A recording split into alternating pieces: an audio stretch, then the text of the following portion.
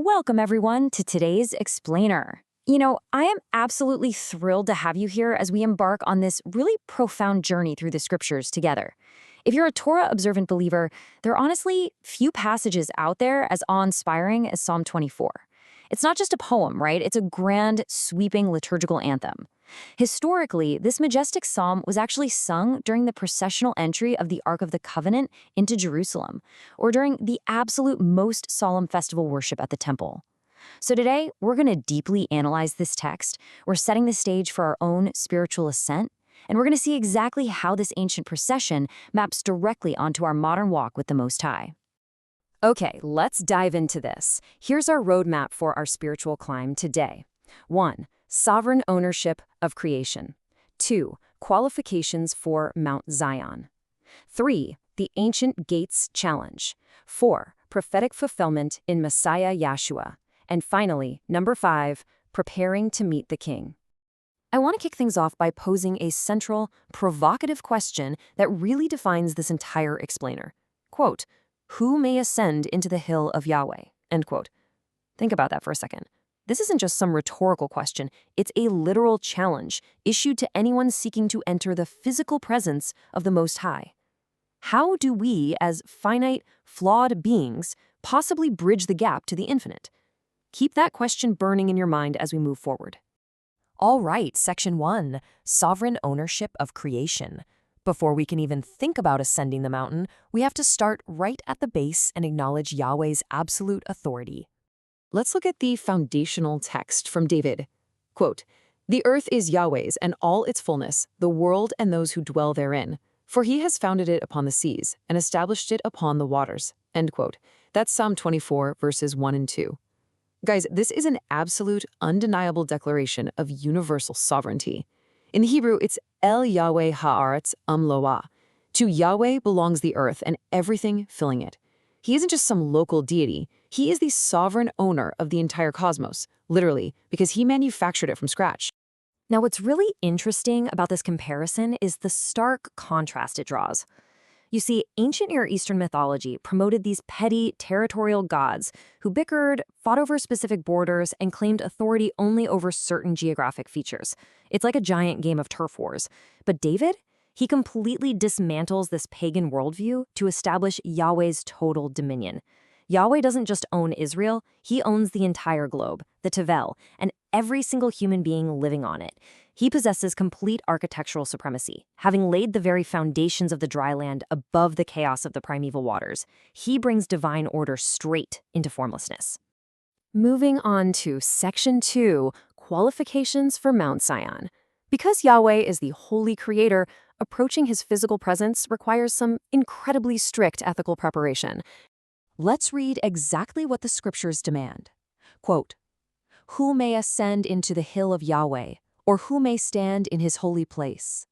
He who has clean hands and a pure heart, who has not lifted up his soul to an idol, nor sworn deceitfully. He shall receive blessing from Yahweh and righteousness from the Elohim of his salvation. This is Jacob, the generation of those who seek him, who seek your face. Selah." End quote.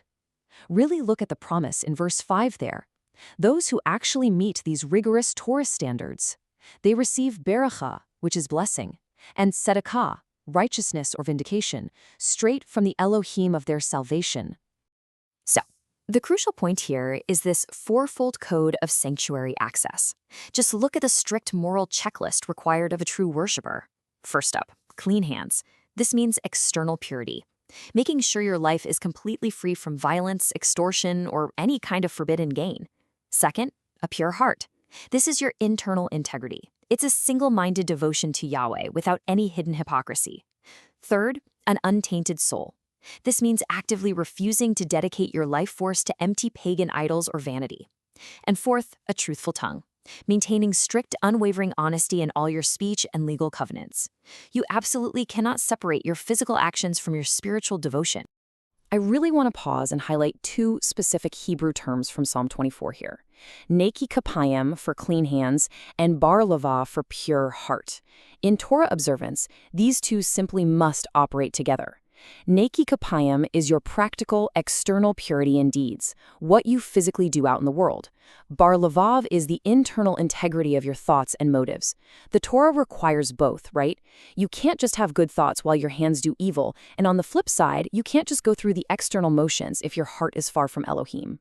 Which brings us to Section 3, the Ancient Gates Challenge. The procession finally arrives at the walls of Jerusalem for this incredibly dramatic antiphonal call and response. Picture the procession outside the city walls, shouting a triumphant call to the personified stone portals of Zion. Quote, "Lift up your heads, O you gates, and be lifted up, you everlasting doors, and the King of glory shall come in." End quote. They are literally urging these ancient archways to expand, to physically lift themselves up, because normal, everyday human doors are just not large enough to accommodate the infinite majesty of Elohim. But the gates don't simply swing open. The sentinels standing guard up on the walls shout down a challenge to those outside. Quote, "Who is this King of glory?" End quote. They are demanding to know the exact identity of this sovereign before they'll ever allow entry into the holy place. And the assembly responds with absolute high-energy triumph. Quote, "Yahweh strong and mighty, Yahweh mighty in battle. Lift up your heads, O you gates. Lift up, you everlasting doors. And the King of glory shall come in." Who is this King of glory? Yahweh of hosts. He is the King of glory. Selah. End quote. They declare him Yahweh Tsevewat, the Lord of hosts. He is the ultimate King of glory who is victorious in absolutely every spiritual and physical battle. Let's move to and see how this builds in Section 4, prophetic fulfillment in Messiah Yahshua. Because you see, this historical procession carries some incredibly deep messianic significance for the Torah-observant community. We can clearly trace Yahshua's incredible progression across this timeline. First, absolute perfection. Who out there truly has completely clean hands and a pure heart? Yahshua alone lived a life of absolute perfection under the Torah. As Hebrews 4 declares, that makes him the only worthy ascender, the ultimate representative of humanity who defeated sin and death. Second, his ascension to heaven. Acts 1 confirms he ascended to the heavenly sanctuary, and those ancient heavenly doors lifted their heads to welcome the victorious king. And finally, the triumphant return. The day is coming, just as Revelation 19 promises, when he will return to Jerusalem, entering the gates as Yahweh Tsevaot, and establishing his physical, earthly kingdom on Mount Zion in full, undeniable glory.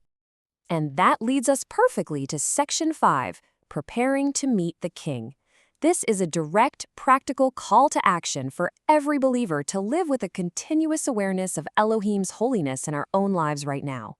And this brilliantly illustrates exactly what we need to do. Let's walk through these. First, acknowledge divine ownership. Remember verse 1? The earth is his. You literally have to treat your time, your wealth, and your entire life as property belonging entirely to Yahweh. Second, guard your hands and heart. Continually audit your daily conduct, your neki kapayim and bar lavav, against the holy standards of the Torah. Are your hands free from deceit? Is your heart actually pure? And third, open the gates of your life. Actively lift up the doors of your heart, your household, and your family, welcoming the King of Glory to reign supreme in absolutely everything you do. I want to conclude this explainer by leaving you with a final, incredibly profound question. One you really must ask yourself in light of everything we've uncovered in Psalm 24 today. Are the gates of your life open to the King of Glory? Are you maintaining the clean hands and pure heart required by Torah to stand in his holy place? May we all continually seek his face and prepare our hearts for his presence. Thank you so much for joining me on this explainer. Keep studying, keep preparing, and shalom.